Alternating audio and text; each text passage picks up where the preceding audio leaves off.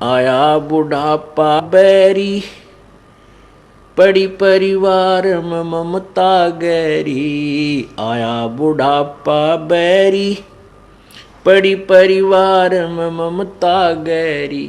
पोता ब्यालो या मन में रहरी, हेली करवा जो खड़ी, रहेली करवा जो खड़ी। हेर नर दोख दोख लुट गया आगी अंत घड़ी। बुढ़ापे में क्या सोचा है बुजुर्ग? देखो पोता पोती हुए पाछे बच्चे सारा कमांड संभाल लेते हैं और उसके पास कुछ नहीं रहता, केवल आशाएं इच्छाएं रह जाती हैं। तो क्या सोचता हो बूढ़ा कि भगवान पोता ब्याह लो, इस ये पोता मेरा ब्याह आ जाए मेरी आंखों के सामने, बस आनंद काया हो जाए और एक हवेली बना दूं। वर्तमान के शब्दों में कोठी, एक कोठी और बना दूं और उस बुढ़े की कोई सुने नहीं, ना बालक माने ना पोते सुने, पर उसकी अपनी वह सेक चिल्ली वाली कामना खत्म नहीं होती। तो जिसके पास भक्ति नहीं है, भगवान का नाम नहीं है, उसका बुढ़ापा उसके लिए दुश्मन, और जिसके पास भक्ति है उसके लिए उसका बुढ़ापा मित्र बन जाएगा।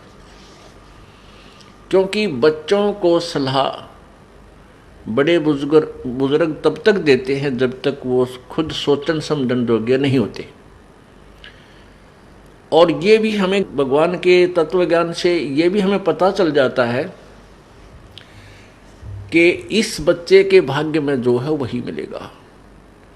ना तेरे चीचू करण तक वो कंपत्ति होगा और ना ही किसी और तरीके से। हाँ, तरीका एक है कि ये बच्चा तेरे वाला यदि भगवान से जुड़ जावे तो परमात्मा फिर इसकी आपत्तियों को हल्का करने लग जाएगा।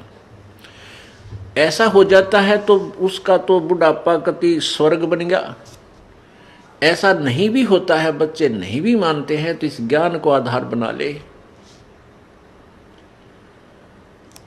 अपनी भक्ति में बाधा नहीं आने दे। बच्चे युवा हो जाते हैं और बाल बच्चेदार हो जाते हैं तो वो बालक नहीं रहते, वो बहुत सोच समझ के कदम उठाते हैं। लेकिन बुजुर्ग ने सोचा है बूढ़ा कि ये नाश करेगा, बस ये यहाँ काम बिगाड़ेगा, मेरी मानता नहीं। अपने समय में जैसे बचपन था हमारे, जब उस समय कुछ और माहौल था, और तरह की व्यवसाय था। अब इस उम्र में हम 59-60 साल के हो गए, 58 वर्ष के, अब कितना परिवर्तन हो गया। अब हम बच्चों को उस अपने पुराने हिसाब से सेट करा तो कैसे होंगे? हमारी सोच तो 50 वर्ष पुरानी है। तो इस दृष्टिकोण से आधी लड़ाई हम आप बना ले बुढ़ले। तो इनको चाहिए जिनको नाम ले लिया, अग बेटा भगवान ने याद रखो और नेक नीति तक काम करो, परमात्मा बरकत जरूर देता है आपके किए कर्म का। और कोई हानि भी होती है तो ज़्यादा होनी हो वह कम में टलेगी, ये नियम है ईश्वर का, और नहीं तो हानि नहीं होगी। तो इस तरह विचार करके अपनी भक्ति करता रहे। बच्चे कोई सलाह मांगे तो जिसी बुद्धि काम करे दे दे, बेटा मेरी तो इतनी बुद्धि काम करे है, और आप बुद्धिमान हो और भी किसी आपके साथी सहयोगी से सलाह करके इस काम को कर लीजिए। होना है फिर परमात्मा के अधीन, क्योंकि हम उस मालिक के कंट्रोल में हो गए। अब हमें आउट ऑफ लाइन नहीं जाने देगा परमात्मा। जब हम उसकी शरण में हैं, उसके उपदेश ले लिया है, उसके नियमों का पालन कर रहे हैं, तो वो परमेश्वर हमें बिल्कुल ठीक लाइन पर चलाएगा, बाहर नहीं जाने देगा।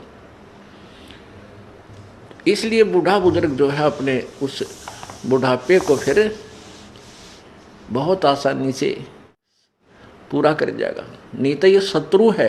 आया बुढ़ापा बैरी, जितना वृद्ध होता जाएगा, क्योंकि 2 बेटे 2 बेटी, फिर उनका 2-2 3-3 संतान है।